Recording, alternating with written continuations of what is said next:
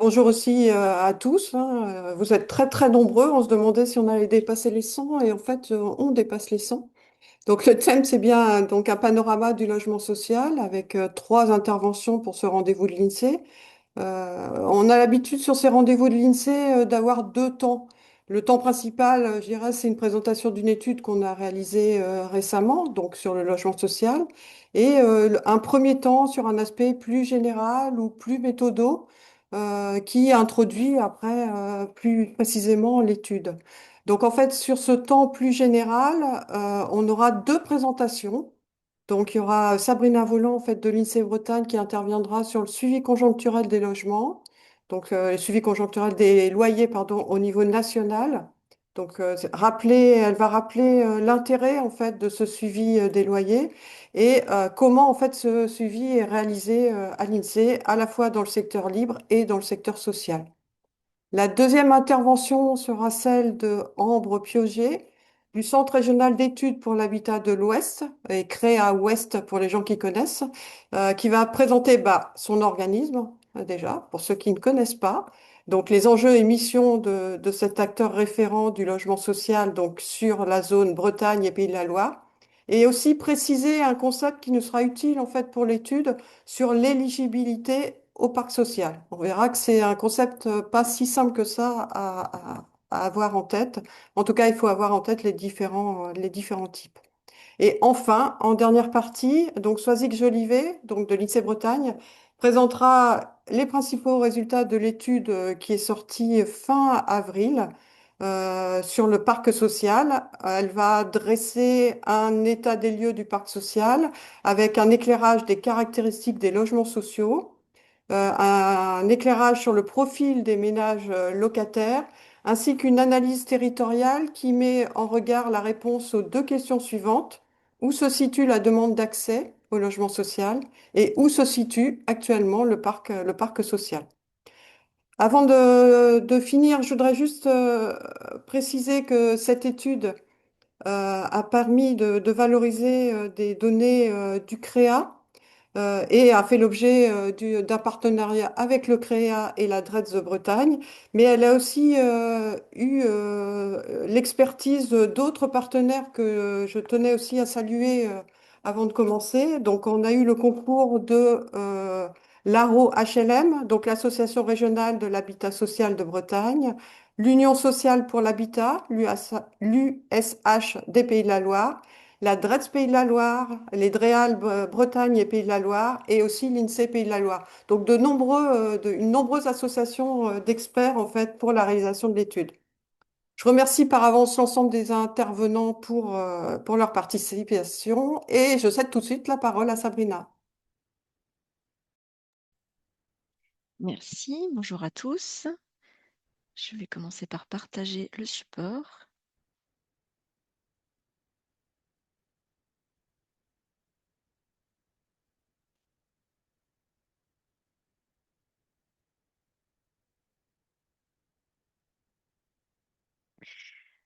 Donc, je vais vous parler du suivi conjoncturel des loyers à l'INSEE. Donc, ce sera une présentation en 3 temps. Tout d'abord, je vous présenterai les objectifs, donc pourquoi suivre l'évolution des loyers. Je vous parlerai ensuite du dispositif d'enquête mis en place à l'INSEE pour suivre les loyers. Et enfin, je vous présenterai les résultats. Donc, les objectifs, pourquoi suivre l'évolution des loyers?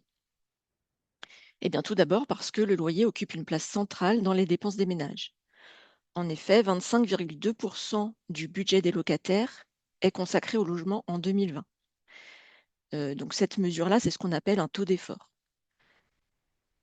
Parmi ces dépenses de logement, les 3/4 sont des dépenses de loyer. On peut aussi regarder la distinction parc privé, parc social. Donc dans le parc privé, ce taux d'effort est de 26,5% et il est un petit peu plus faible dans le parc social, il est de 23,1%. Donc pour information, ce sont des taux d'effort qui ont été calculés à partir de l'enquête nationale logement 2020 et qui seront actualisés à partir de l'enquête nationale logement 2023 par l'INSEE à l'horizon de juillet de cette année.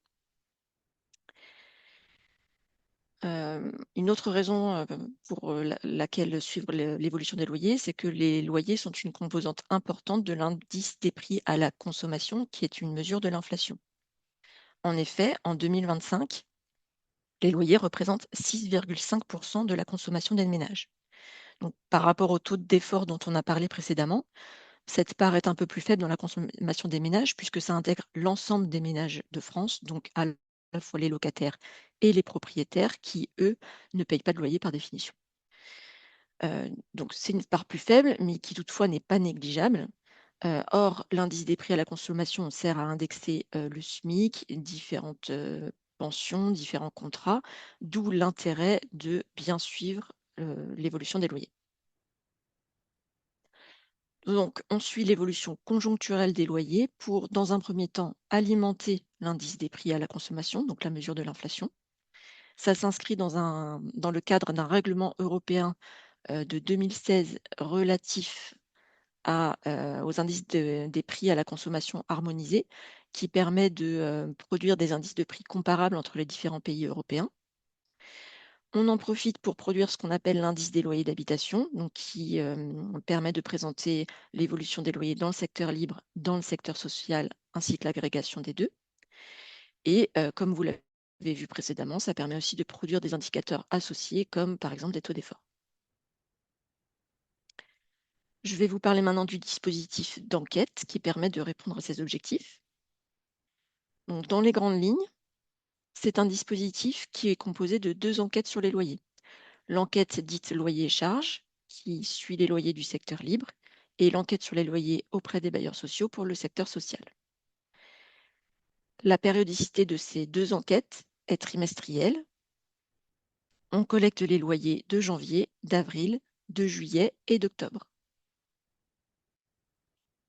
Ces deux enquêtes couvrent le périmètre géographique de la France hors Mayotte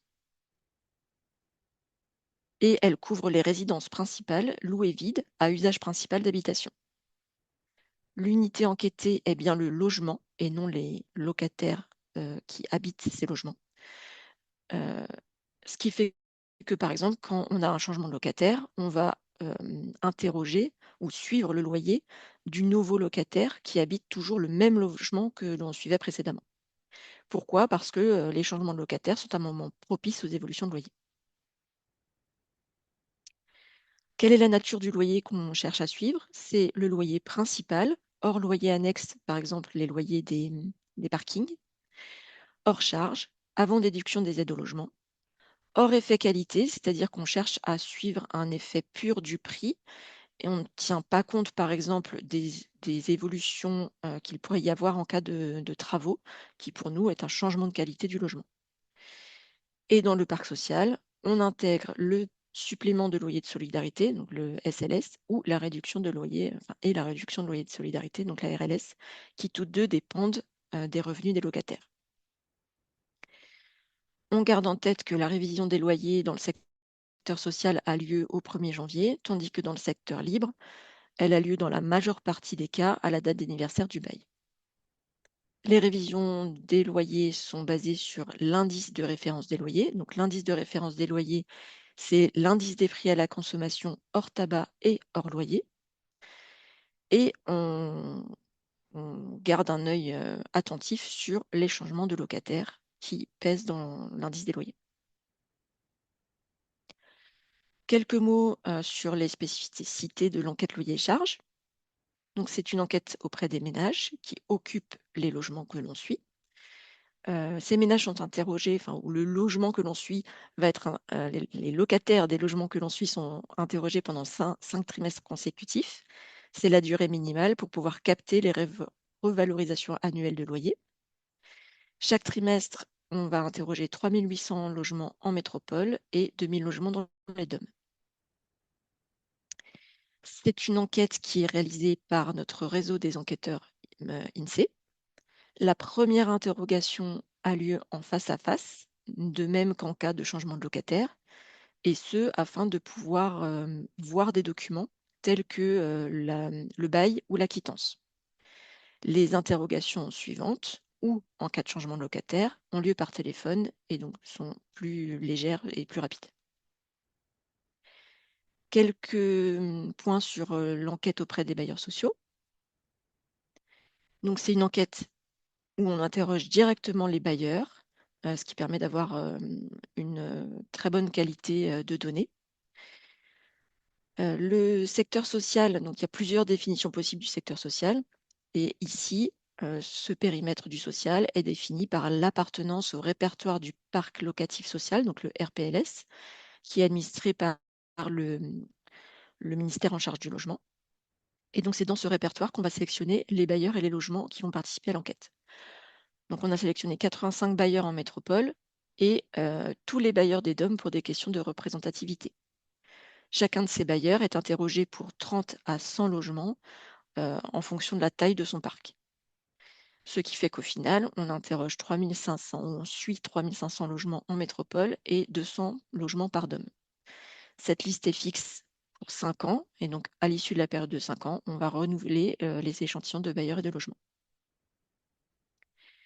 C'est une enquête par transfert de fichiers, donc les bailleurs sont chargés d'extraire les données demandées de leur système d'information.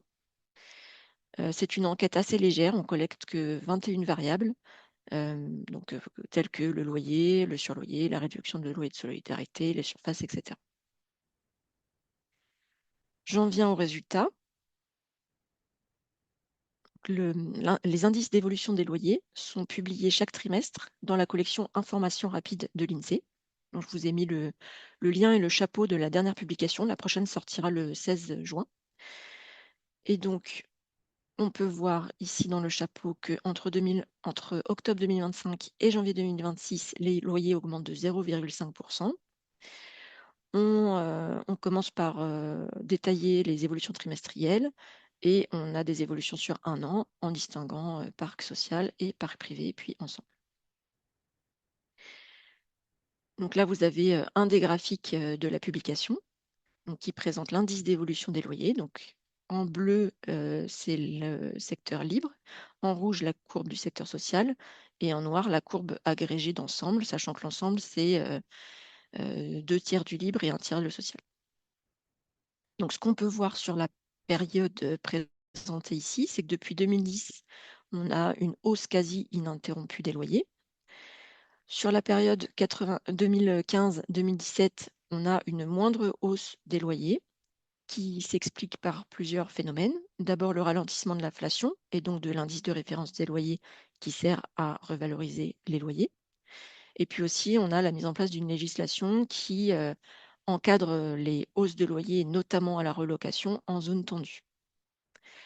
En 2018, on constate une baisse des loyers dans le secteur social, ce qui s'explique par la mise en place de la réduction de loyer de solidarité concomitante à la baisse des APL. Et sur la période récente, on voit une augmentation plus prononcée des loyers dans le social qui s'explique là encore par plusieurs éléments. L'encadrement des loyers à la relocation qui est de plus en plus contraint dans le secteur libre.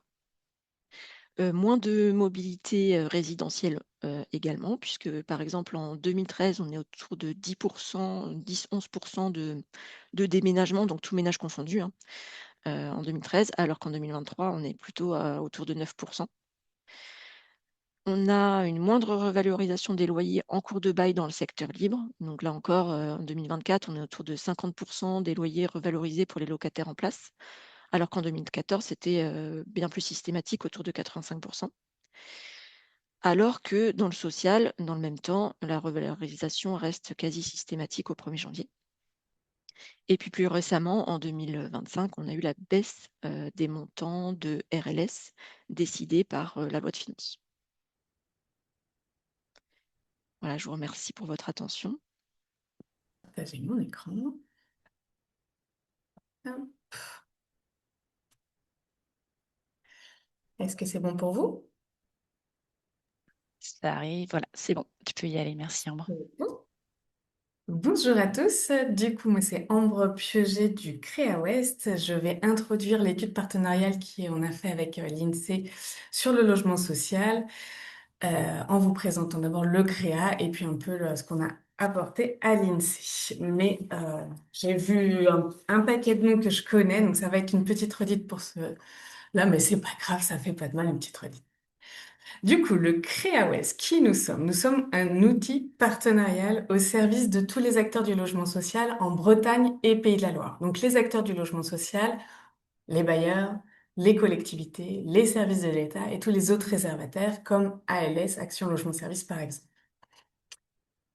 Qu'est-ce qu'on fait? Eh bien, on va gérer et animer ce qu'on appelle les fichiers départementaux de la demande locative sociale. C'est-à-dire, un demandeur qui va faire une demande soit en ligne, soit papier, ça va arriver dans un logiciel qu'on appelle ImoWeb. Et ben nous, on est en charge de toute la gestion et l'animation de tous les processus de demande et d'attribution. Voilà, pour être un peu plus clair. Donc nos missions, on va animer le dispositif à travers des instances, des comités, des ateliers, faire du conseil. Par exemple, on organise, enfin notre directeur et notre directeur opérationnel se déplacent chaque année dans des comités partenaires au niveau de chaque département. On intervient aussi de temps en temps au niveau du CRHH, du Comité régional de l'habitat et de l'hébergement. Et on peut descendre aussi au niveau des intercommunalités, puisque par exemple, cette semaine, on a une collègue qui était à la conférence intercommunale du logement de Redon. Donc, vous voyez, on est à différentes échelles et on intervient un peu partout. On va aussi faire tout le suivi technique de ce logiciel ImoWeb quand il y a une évolution réglementaire. Il faut intégrer par exemple le public sortant de l'aide sociale à l'enfance. On l'intègre. On a voilà, des nouvelles lois, le bilan LEC à faire. Bon, on intègre dedans. Et puis il y a toute la partie vraiment technique d'assistance et d'hébergement. Et vous l'aurez compris, on récupère de manière exhaustive toutes les demandes, toute la vie de la demande jusqu'à l'attribution dans un seul et même logiciel. Donc c'est vraiment très très facile pour nous d'aller capter cette donnée, d'en faire de l'analyse statistique et des bilans d'activité. On propose, et c'est ça, c'est grâce à ça qu'on a pu travailler ensuite avec l'INSEE. On propose également des formations, puisque maintenant ImoWeb ces fichiers partagés, ça fait 25 ans qu'ils existent en Bretagne et Pays de la Loire, ce qui fait que, bon, bah, il y a beaucoup de briques, beaucoup de thématiques. Donc, il y a des formations qui sont proposées pour apprendre à utiliser le logiciel ImoWeb et éventuellement aussi à exploiter les données. Puis, tant qu'à faire, on fait aussi de la veille déontologique et de la gestion administrative et financière. Je fais un petit focus, c'est la page publicité, un petit focus sur l'Observatoire augmenté, puisque c'est la partie stat visible de notre association. Donc l'Observatoire augmenté, c'est un outil de data visualisation qui a été créé en 2021, donc il y a quand même presque 5 ans maintenant. Suite à un gros travail collaboratif, donc des personnes qui sont présentes là dans la session, donc vous pouvez participer sur le chat si vous voulez. Voilà, un gros travail collaboratif sur quelques mois, on était 45, on a mis en place plusieurs thématiques, à peu près 150 indicateurs à l'époque. On a enrichi la plateforme au fur et à mesure, on est quasiment à 300 indicateurs maintenant, plus de 700 utilisateurs. Et donc, qu'est-ce qu'on va retrouver? Ben, on va retrouver tout ce qui est en lien avec la demande et les attributions, mais aussi l'activité de gestion locative, donc nombre de passages qu'il y a, les refus demandeurs, tout un tas d'informations là-dessus. Et puis aussi dit qu'on allait compléter avec des données du parc, du patrimoine des bailleurs. Donc Sabrina vous en a parlé tout à l'heure, on a récupéré aussi le RPLS, le répertoire partagé des locatifs sociaux des bailleurs. Et puis l'occupation. Comme ça, on essaye de dresser une vision 360 de ce que c'est que le logement locatif social en Bretagne et Pays de la Loire. On traite aussi quelques données de l'INSEE, mais comme l'INSEE vraiment fait très bien ses outils, on a juste encapsulé dans la plateforme les statistiques locales. Je ne sais pas si vous connaissez, je pense que vous connaissez, voilà, qui est très très bien. Voilà. Et puis on essaye d'actualiser de manière régulière. Donc pour tout ce qui est demande et attribution, on actualise ça une fois par mois. Voilà pour la partie pub. Juste quelques encapsulé de ce que ça peut être. Donc, vous voyez, vraiment, c'est un outil de data visualisation. On aura des chiffres clés, des graphiques, des cartes, des tableaux. Les cartes, on peut avoir des cartes en aplat de couleurs ou des cartes géolocalisées. On s'est même amusé à faire de la carte 3D sur l'occupation et des exports PD. Et c'est ce qui a permis la collaboration avec l'INSEE. On s'est rencontrés à une journée data en 2024 avec Tristan Picard, le chef de service, et on s'est dit, tiens, mais le logement social, on pourrait faire quelque chose ensemble. C'est ce qu'on a fait. Donc, On a mis à disposition, vous l'aurez compris, les bases de données des fichiers départementaux de la demande locative sociale pour la partie demande et attribution. Et puis, enfin, l'INSEE pouvait le demander au ministère, mais on l'avait, donc on a fourni aussi le parc social. Voilà. Et que ça, on a quand même aussi apporté une connaissance métier sur l'histoire du parc social. La construction massive après-guerre, qui a construit des grands ensembles sont devenus après coup des quartiers prioritaires de la ville. Tout le process aussi des demandes et des attributions. On peut se dire, c'est simple, le logement, je fais ma demande, j'attends et puis j'ai un logement. Bon, pour ceux qui sont dans le métier, c'est un peu plus complexe que ça. Il y a tout un processus. La vérification des pièces justificatives, est-ce que je suis plutôt prioritaire ou pas? Et surtout, est-ce que je suis éligible à un logement social? Et donc, on va aller voir ces deux points sur les ménages prioritaires au sens du Code de la construction et de l'habitation, et puis l'éligibilité et les plafonds. Alors, les ménages prioritaires, le Code de la construction et de l'habitation, on appelle ça le CCH chez nous.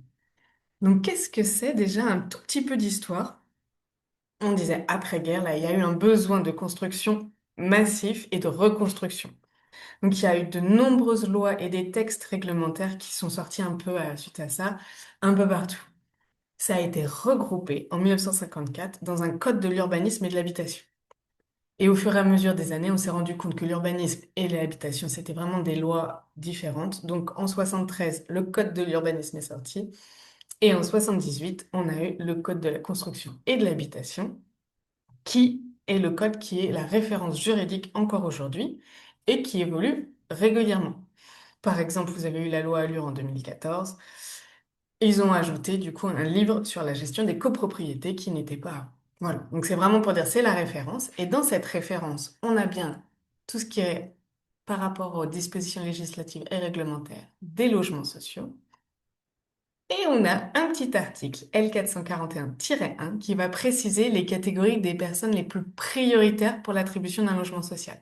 Ça, c'est en plus du DALO, des DALO, les droits opposables au logement, qui sont vraiment une catégorie spécifique qui sont définis dans un autre article. Alors, qu'est-ce qu'on a comme critères? Je vous les fais tous, mais rapidement pour pas vous surcharger d'informations. On a les critères, donc si on est en situation de handicap, sortant d'un département de coordination thérapeutique, si on est mal logé ou défavorisé, ça c'est si on cumule des difficultés financières et sociales. Par exemple, en Bretagne, ils se sont tous mis d'accord pour dire que c'était ceux qui étaient avec des ressources inférieures à un certain montant, et ça représente à peu près 50% de mes demandeurs. On a ceux qui sont hébergés ou sans logement, les reprises d'activité après un chômage de longue durée, l'habitat indigne, les victimes de violences familiales, quand on a aussi des enfants et qu'on est en suroccupation manifeste ou dans un logement non décent. Et on a été rajouter ça il y a, j'ai plus les dates, mais voilà, j'étais au CREA, donc les jeunes sortant de l'aide sociale à l'enfance a été rajouté il n'y a pas longtemps. On a une définition commune au sens du CCH. Néanmoins, c'est aux DETS, chaque département, l'État au niveau de chaque département, les DETS, qui vont définir exactement et plus précisément ce qu'on met derrière ces critères. Donc chacun a sa définition, ce qui fait que ça complexifie un petit peu la comparaison. Et donc on en a parlé succinctement dans l'étude, mais vraiment succinctement, comme vous pourrez le voir ou vous avez vu. Et puis on verra, j'ai un petit teasing, mais je fais pas trop de spoil pour les familles monoparentales qui peuvent, elles, cumuler les difficultés financières et sociales. OK pour vous sur les ménages prioritaires? Alors, maintenant, l'éligibilité. C'est là où il vous faut 2 minutes d'attention. Non, pas que là, hein, il faut sur toute la présentation. Mais juste pour bien comprendre après ce qui en découle dans l'étude, ça va être assez important. Les logements, dans le logement social, vont être financés selon leur type, leur catégorie. On va avoir trois vraies plus une fausse, mais trois vraies catégories pour le logement social, ce qu'on appelle les PLAI, les logements très sociaux, les plus, PLUS, les logements sociaux, et les PLS, les moins sociaux. Et selon chaque type, il y a un financement derrière qui est associé. Pour mon PLAI, par exemple, l'État, la collectivité, tout va donner plus d'argent. pour financer ce bien, pour que les bailleurs puissent le construire. Et du coup, ils donnent plus d'argent et donc ce sera pour des personnes qui n'ont pas beaucoup de ressources. Les plafonds de ressources seront moins élevés. Par exemple, pour mon PLA, mon plafond de ressources, c'est à peu près 1000 euros, un peu plus de 1000 euros pour une personne seule, 2000 euros pour un couple avec deux enfants. Et bien, si j'ai un logement PLA parce que je suis en dessous de ces plafonds, mon loyer va être inférieur à un autre logement type plus ou PLS. J'ai fait un petit calcul là en Bretagne et Pays de la Loire. Actuellement, un T3 de 65 mètres carrés pour un PLAI, ça coûte, enfin, le loyer est de 377 euros par mois. Et ben mon même logement, vraiment sur mon palier, ils ont été construits en même temps, c'est aussi un T3, c'est le même logement, mais qui a été financé par du plus PLUS. Et ben là, j'ai le droit d'avoir des ressources un peu plus élevées, à peu près 2000 euros par mois pour une personne seule et 3800 pour un couple avec deux enfants. Mais du coup, mon loyer sera un petit peu plus élevé. Actuellement, là, pour monter 3 de 65 mètres carrés, je suis à peu près à 384 euros. Et c'est vraiment ce cœur de métier, les PLI et les plus, que nous, on appelle le HLM traditionnel, et c'est la majorité du parc social en Bretagne et Pays de la Loire, 94%. Mais on a aussi le PLS, où là, vous voyez vraiment, mon plafond est nettement plus élevé, 2500 euros par mois pour une personne seule, quasiment 5000 euros pour un couple avec deux enfants. OK, c'est plus élevé, donc je suis éligible beaucoup plus facilement. Mais mon loyer sera du coup nettement plus élevé. Mon T3 de 65 mètres carrés, il me reviendra à peu près à 540 euros par mois. Donc vous voyez vraiment au-dessus de, de ce qu'on avait comme les loyers pour les PLA et les plus. Vous me direz, oh là là, 540 euros par mois, un T3 de 65 mètres carrés, c'est un peu cher quand même. Bon, en fait, non. Si vous regardez dans le privé, dans le parc privé, ça va. Monter 3 à Nantes, par exemple, de 65 mètres carrés, ce sera 884 euros par mois, à peu près. Donc, vous voyez, 540, 880, on est large. Et même si on prend des zones moins tendues, comme Cholet ou Laval, on sera quand même aux alentours de 650 euros par mois pour monter 5. Bon, pour monter 3 de 65 mètres carrés. Donc ça confirme bien ce que disait Sabrina au début, que le loyer représente une part moins importante de mon budget grâce à ces types de financement, à ces plafonds de ressources. Voilà, j'espère que je vous ai pas perdu et comme ça introduit tranquillement l'étude de Swazik. Mais je suis là pour répondre aux questions. Merci. Bonjour, donc je suis Swazik Jolivet, et moi je vais vous parler de l'étude que nous avons réalisée avec le CREA Ouest et d'autres partenaires. Déjà, est-ce que vous voyez mon partage d'écran? Oui, c'est bon, merci Sophie. Voilà, donc je vais vous présenter l'étude partenariale conduite par l'INSEE Bretagne en partenariat avec le CREA Ouest et la Direction régionale de l'économie, de l'emploi, du travail et des solidarités, donc la DRETS de Bretagne. Donc, comme vous le disiez, notre directrice en introduction, cette étude a aussi associé d'autres acteurs de l'État, donc représentant les ministères chargés du logement ou de la cohésion sociale, l'INSEE des Pays de la Loire, et elle s'est surtout appuyée sur l'expertise métier des acteurs du logement social, donc des deux régions, au sein des deux régions, que sont l'ARO Bretagne et l'USH Pays de la Loire. Donc, dans cette présentation, je commencerai par faire le lien avec la présentation d'Ambre Piogé sur l'éligibilité. Puis, on s'intéressera au logement du parc social, aux ménages qui vivent dans le parc social. Et enfin, je vous présenterai une analyse territoriale de la demande d'accès au parc social. Alors, en préambule, sur quelles données nous sommes-nous appuyés? Donc, pour réaliser cette étude, nous avions besoin d'une étude de cadrage sur le logement social en Bretagne ou dans les Pays de la Loire. Nous avions besoin de données sur les logements et sur les individus résidant en Bretagne ou dans les Pays de la Loire, mais que ce soit dans le parc social ou non. Donc, nous avons eu accès aux données du CREA Ouest, comme vous l'expliquait Ambre, donc sur les aspects logement du parc social, demande et attribution d'un logement. Donc, elles nous ont permis de décrire le profil des ménages qui demandent à accéder au parc social ou qui viennent d'y entrer, et comment les logements du parc social répondent à cette demande. Et en complément, nous avions besoin de données qui permettent de décrire l'ensemble des individus, donc qu'ils résident dans le parc social ou non, afin de dresser des comparaisons, par exemple avec les locataires du secteur libre et les propriétaires notamment. Donc nous avons mobilisé deux sources de l'INSEE, donc le recensement de la population, qui est une opération annuelle conduite par l'INSEE, et les fichiers démographiques sur les logements et les individus, que l'on appelle FIDELI. Donc, ce sont des fichiers qui sont produits par l'INSEE à partir de données administratives sur les individus auxquels l'INSEE a accès. Elle regroupe ainsi des données d'origine fiscale, des données sur les revenus et d'autres données complémentaires qui, par exemple, vont nous permettre de localiser un logement et de décrire en fait ses caractéristiques. Voilà. Donc, pour la première partie, sur l'éligibilité au parc social donc en Bretagne et dans les Pays de la Loire. Donc, Ambre vous a expliqué en quoi cela consistait. Déjà, on peut dire qu'en Bretagne et dans les Pays de la Loire, près de 3 ménages sur 4 sont éligibles au logement social. Donc, c'est-à-dire, ils sont éligibles aux logements très sociaux, sociaux ou moins sociaux. Donc, les logements très sociaux correspondant, donc c'est du jargon, mais je crois qu'il y a beaucoup de personnes de la partie métier parmi les auditeurs. Donc, les logements très sociaux, donc qui sont sous plafond PLAI, les logements sociaux sous plafond PLUS et les logements moins sociaux sous plafond PLS. Si on se restreint aux deux premières catégories, qui correspondent aux logements les plus sociaux, on obtient une proportion de 50% des ménages bretons et ligériens éligibles. Donc, ces logements très sociaux ou sociaux, nous les avons appelés dans cette étude les HLM traditionnels. Effectivement, c'est un terme qui fait un petit peu consensus et que tout le monde comprend. Voilà. Donc maintenant, nous allons nous intéresser au logement du parc social. Alors, le parc social en Bretagne et dans les Pays de la Loire est moins dense qu'en France. Donc, pour cela, on a regardé pour 100 résidences principales, si on recense le nombre de logements qui relèvent du parc social, qui sont dans le parc social, on va en compter 17 en France, 14 dans les Pays de la Loire et 12 en Bretagne. Donc, on remarque que le parc social des Pays de la Loire est même plus dense qu'en Bretagne.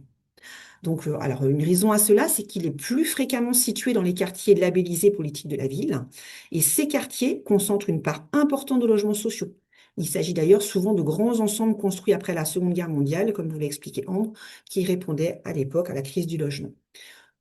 Voilà. Donc, du point de vue en fait de cette densité de logements sociaux, si on peut l'appeler comme ça, on va dire que les Bretagnes et les Pays de la Loire et la Bretagne sont les 13e et 14 régions françaises pour cette part de logements du parc social parmi les résidences principales. Voilà.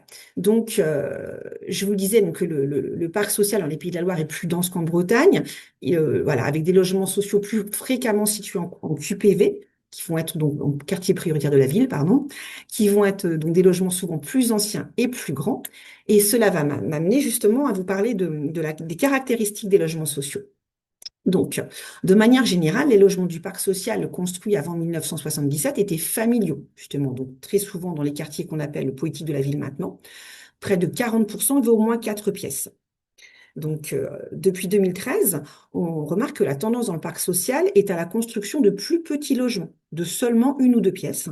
Alors, ces logements répondent mieux à la demande de loger de plus petits ménages, les ménages d'une façon générale étant de plus en plus petits. Donc cela s'explique par la hausse des séparations, la hausse voilà, de la proportion de personnes vivant seules, etc., les tendances dans la population. Alors, ces logements d'une ou deux pièces représentent désormais plus d'un tiers des constructions, contre moins d'un quart avant 1977. Donc, voilà, on voit vraiment qu'on a structurellement, le parc social se transforme. Alors, le logement de 3 pièces, quant à lui, reste la catégorie, en fait, la plus, et même devient la plus répandue. Depuis 2013, on a 43% des logements qui sont des logements de 3 pièces, de la construction de logements, pardon, qui sont des logements de 3 pièces. Voilà. Donc, maintenant, nous allons nous intéresser aux locataires. Donc, quels sont les locataires du parc social? Quels sont les occupants du parc social? Donc, tout d'abord, un premier fait marquant, c'est qu'en Bretagne et en Pays de la Loire, la moitié des personnes vivant dans le parc social sont des ménages d'une seule personne. C'est-à-dire des personnes, voilà, des personnes seules, pour faire plus simple. C'est plus que parmi l'ensemble des ménages, où les personnes seules ne représentent que 38% des ménages. Et on observe que la proportion des personnes seules est aussi plus élevée dans le parc social en Bretagne et Pays de la Loire qu'en France. En France, elle est seulement de 42% contre 51% en Bretagne. Alors, si on regarde un petit peu la situation socio-économique des locataires du parc social, on se rend compte que la pauvreté concerne plus d'un quart des locataires plus d'un tiers, pardon, excusez-moi, des locataires du parc social. C'est également le cas en France, on est vraiment sur la même proportion. En revanche, la pauvreté concerne 16% des locataires du secteur libre et 6% des propriétaires. Ça la demeure, c'est néanmoins trop, mais c'est quand même des proportions qui sont quand même bien, voilà, bien inférieures à celles que l'on voit dans le parc social. Mais un fait marquant, surtout, c'est l'augmentation du taux de pauvreté des locataires du parc social. Entre 2016 et 2022, ce taux de pauvreté a augmenté de 6 points. C'est-à-dire qu'on est passé de 28% des ménages qui vivaient sous le seuil de pauvreté en 2016 à 34% en 2022. Donc c'est quand même considérable. Voilà. Donc voilà, c'est considérable et voilà. Et ce fait est marquant, cette augmentation est particulièrement marquante dans le parc social parce que ce taux de pauvreté est resté stable pour les locataires du secteur libre et pour les propriétaires entre 2016 et 2022. Si on regarde maintenant l'âge des locataires du parc social, les occupants du parc social, on se rend compte que les locataires du parc social sont plus âgés que les locataires du secteur libre et moins âgés que les propriétaires. Il y a bien entendu un effet cycle de vie pour les propriétaires notamment, dont la proportion augmente avec l'âge. Mais si on regarde en particulier les ménages dont le référent a 65 ans ou plus, donc voilà ce que vous voyez sur la figure à droite de ma diapositive, on constate qu'ils représentent un quart des locataires du parc social. Voilà, seulement 17% des locataires du secteur libre, 42% des propriétaires, notamment, ça c'est un petit peu plus logique. Et ces ménages dont le référent est âgé de 65 ans ou plus représentent même la moitié des locataires du parc social qui occupent leur logement depuis au moins 10 ans. Donc, voilà, c'est considérable comme proportion. Et cela m'amène à faire une transition justement avec la durée d'occupation des logements dans le parc social. On se rend compte en fait que les locataires du parc social ont tendance à rester plus longtemps dans leur logement. Donc la durée d'occupation d'un logement est supérieure ou égale à 6 ans pour 47%, donc près de la moitié des locataires du parc social, contre 21% des locataires du secteur libre. Donc, et surtout, un fait marquant, donc un petit peu à l'instar de ce qu'on savait pour le taux de pauvreté, c'est qu'en 2016 et 2022, cette part a augmenté de 8 points dans le parc social, davantage que dans le secteur libre. Alors, comment est-ce que l'on peut expliquer voilà, ces écarts? Il y a plusieurs raisons qui peuvent l'expliquer. La première, elle est d'ordre structurel. Les jeunes ménages de moins de 25 ans, qui sont les ménages qui vont déménager plus souvent en raison de poursuites d'études ou de l'entrée dans leur vie active, ils sont très présents dans le secteur libre, plus de 8 sur 10, voilà, plus de 85% d'entre eux, et beaucoup moins dans le parc social. Cela représente moins d'un ménage sur 10. Et donc, ces ménages vont contribuer, on va dire, à augmenter la part de locataires du secteur libre qui occupent leur logement depuis moins de 2 ans. Donc voilà, on va avoir cet écart sur les locataires qui occupent leur logement depuis moins de 2 ans entre secteur libre et parc social. Un autre fait qui va expliquer, c'est un effet cycle de vie. L'augmentation des revenus au cours du cycle de vie, on va dire qu'elle va favoriser en principe l'accession à la propriété. Donc les ménages vont libérer, voilà, vont quitter leur logement en location pour accéder à la propriété, à la propriété. Et cette dynamique, en fait, elle semble moins bien fonctionner dans le parc social. On constate que les plus aisés dans le parc social, ils ont souvent plus d'ancienneté dans leur logement. Et en parallèle, on observe aussi un vieillissement des locataires du parc social. Donc, c'est aussi le cas pour l'ensemble des ménages, mais ce vieillissement, il est un peu plus prononcé dans le parc social. Et surtout, voilà, il y a un effet, en fait, comportement, l'âge de plus en plus élevé des ménages qui entrent dans le parc social. En fait, on observe voilà, ce fait, mais un aspect comportement fait que la propension à quitter un logement semble diminuer avec l'âge. Voilà. Donc, tous ces effets, on va dire combinés, voilà, nous aident à expliquer un petit peu cette part beaucoup plus importante de locataires du parc social qui occupent leur logement depuis plus de 6 ans. Alors maintenant, nous allons voilà, passer à la dernière partie dont je vous parlais précédemment. Donc, mais avant d'aborder cette analyse territoriale, je vais vous parler de la demande et de l'attribution d'un logement social. Et pour cela, je vais vous parler, donc voilà, le petit élément dont vous a parlé Ambre tout à l'heure, je vais vous parler des familles monoparentales un peu plus en particulier. Alors, quand on regarde le profil des ménages, en fait, qui demandent un logement social ou qui sont attributaires, c'est-à-dire qui viennent d'entrer dans le parc social, qui viennent de se voir attribuer un logement du parc social, on remarque que les familles monoparentales concernent un tiers des ménages attributaires, un tiers des ménages qui entrent dans le parc social. Mais ce qui est marquant, c'est qu'elles ne représentent que 29% des demandes. Et en fait, parmi les occupants, elles ne représentent que 22% des occupants. Donc on peut dire en fait que les familles monoparentales sont proportionnellement plus nombreuses parmi les ménages attributaires que parmi les ménages demandeurs et que même parmi les locataires. Donc cela témoigne finalement de la priorisation dont elles font l'objet du fait de la fragilité socio-économique plus importante à laquelle elles sont exposées. Voilà, ça fait le pendant avec ce que vous expliquez, Ambre, tout à l'heure sur le caractère prioritaire en fait des demandes. Et donc justement, ces familles monoparentales remplissent plus souvent les critères d'attribution, les critères pour l'attribution de logements sociaux. Alors, les personnes seules, elles comptent aussi pour un tiers des attributions du parc social. Par contre, en fait, le phénomène est inversé. Elles pèsent pour moitié dans les demandes et également, on va dire, pour moitié parmi les locataires. Donc, on peut dire que finalement, elles sont un peu moins souvent attributaires qu'elles ne sont demandeuses. Voilà, donc là, ça fait référence vraiment à ces critères de priorité d'attribution. Et maintenant, nous allons passer donc, à cette analyse territoriale que je vous annonçais donc, en introduction. Donc, pour cette étude, nous avions une commande d'analyser au niveau territorial fin l'implantation du parc social et la demande d'accès au parc social. Donc, nous nous sommes concentrés sur la demande de logements sociaux et très sociaux, ceux qu'on a appelés les HLM traditionnels, comme je vous le disais. Et nous avons contextualisé cette demande par l'implantation géographique de ces logements HLM. Alors, comme je vous le disais au début, la moitié des ménages bretons et ligériens sont éligibles au HLM traditionnel.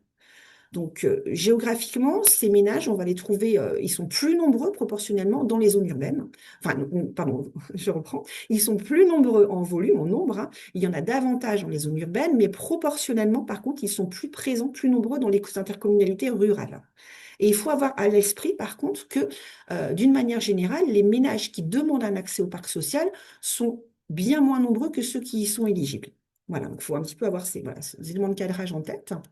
Alors, pour cette analyse territoriale, par contre, j'alerte votre attention sur le fait qu'il ne s'agissait pas d'aborder les enjeux de tension sur le logement social, hein. La tension, c'est un autre indicateur, ça correspond au nombre de demandes pour une attribution. Nous, on a plutôt cherché à répondre à deux questions, comme vous le disait notre directrice, c'est où se situe la demande d'accès au parc social, donc là on est même plutôt sur la demande d'accès au parc des HLM traditionnels, et où se situent ces logements HLM. Donc, on a représenté donc, sur la carte que vous voyez à l'écran, donc le fond, hein, les contours que vous voyez en gras les contours des départements, et en plus fin, vous voyez les contours des intercommunalités. Donc, sur cette carte, pour chaque intercommunalité, donc, nous avons un aplat de couleurs qui va représenter à la fois le nombre de logements HLM pour 100 résidences principales et le nombre de demandes de logements HLM pour 100 résidences principales. Alors, cette carte nous permet de dégager 5 profils de territoire, selon qu'ils se situent au-dessous ou en dessus de la moyenne interrégionale. Alors, je vais commencer par les zones en pourpre foncé, qui ressortent vraiment en surbrillance, on les repère très facilement. Elles concentrent la plus grande part de logements, mais aussi la plus grande part de demandes, avec des valeurs supérieures aux moyennes interrégionales. Il s'agit des zones les plus urbaines. Alors, les moyennes interrégionales, dans la légende, vous les voyez, ce sont les 2 tirets en pointillés rouges. Donc voilà, on est vraiment sur les zones les plus urbaines où, je vous disais, on va avoir le plus grand nombre de ménages éligibles et on va avoir aussi cette concentration du logement social plus importante, avec souvent effectivement les quartiers labellisés politiques de la ville. À l'inverse, les zones dans la couleur la plus claire, donc le Parme, concernent des territoires où la demande et la densité sont les plus faibles. Vous voyez, on est vraiment dans le carré qui se situe en bas à gauche dans la légende. Donc, on est bien inférieur aux moyennes aux deux moyennes, hein, interrégionales. Il s'agit essentiellement de territoires ruraux, avec pour certains une proportion de propriétaires plus élevée qu'ailleurs. Donc, des personnes qui ne vont pas forcément demander un logement social puisqu'elles sont déjà propriétaires. Et on y trouve aussi plus souvent des communes petites. Et ces communes, en fait, il faut savoir qu'elles sont moins concernées par la loi Solidarité et Renouvellement Urbain, la loi SRU, qui impose, hein, aux communes de plus de 3500 habitants de disposer d'une part minimale de logements sociaux. Donc des plus petites communes, effectivement, on comprend qu'elles ne soient pas concernées. Ensuite, nous avons les territoires dans les nuances de rose et de rouge bordeaux. Donc là, on va avoir ces territoires, ils se situent, eux, de part et d'autre de la moyenne pour la demande. Donc on est dans les tranches soit juste au-dessus, soit juste en dessous, mais en dessous de la moyenne pour la densité. Donc cela évoque potentiellement des territoires où la demande est potentiellement plus forte que l'offre de logement. Alors, il s'agit, si on les repère bien, on a donc la couronne sud-nantaise, les intercommunalités limitrophes du Morbihan et de Loire-Atlantique, dans la région de Redon, celle du pays fouesnantais, tout à l'ouest, et puis l'Oudéac, hein, l'intercommunalité de l'Oudéac et de Lamballe-Terre-et-Mer. Voilà, donc c'est ces territoires donc en rose et rouge bordeaux. Et enfin, vous allez aussi avoir donc les territoires dans les nuances de bleu. Donc pour cela, ces territoires, finalement, eux, ils vont concerner, ils vont se situer, pardon, de part et d'autre de la moyenne pour la densité de logements HLM, donc dans les tranches soit au-dessus, soit juste en dessous, mais en dessous de la moyenne pour la demande. Alors, cela illustre potentiellement cette fois un moindre recours à la demande. Alors, et en l'occurrence, on observe dans ces territoires une part de ménages éligibles aux HLM traditionnels souvent plus forte qu'ailleurs. Mais il semblerait qu'on ait un moindre recours à la demande, potentiellement. Donc, vous voyez ces territoires qui vont se situer donc dans les départements de la Sarthe, de la Mayenne. Vous voyez également Maine-et-Loire, un petit peu la Vendée, et puis l'Ouest Bretagne, avec du côté de Douarnenez, de la presqu'île de Crozon. Et enfin, une dernière catégorie, donc plus centrale, en couleur aubergine. Elle va se situer voilà, dans une tendance beaucoup plus, on va dire, médiane, centrale, avec des valeurs juste en dessous de la moyenne pour la densité et pour la demande. Voilà. Donc, en conclusion, qu'est-ce que l'on peut dire en conclusion? Donc, qu'est-ce qu'il faut retenir de cette étude? Eh ben, on a 70% des ménages qui sont éligibles au parc social. On a un parc social en Bretagne et en Pays de la Loire qui est moins dense qu'en France. Des logements de ce parc social qui comportent moins de pièces qu'avant. La moitié des locataires du parc social qui vivent seuls. Plus d'un tiers des ménages locataires du parc social qui sont, on va dire, pauvres, si on peut s'exprimer comme ça.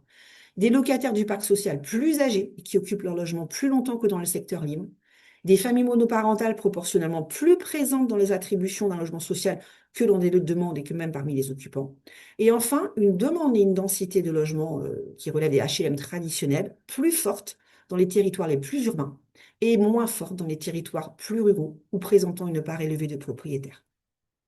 Voilà, je vous remercie. Alors oui, je vous présente, vous recevrez ce diaporama, vous aurez également donc, toute une bibliographie. Et donc le premier lien concerne bien entendu cette étude que nous avons écrite donc, avec Simon Bertin et Ambre Piogé du CREA. Voilà, donc je vous remercie.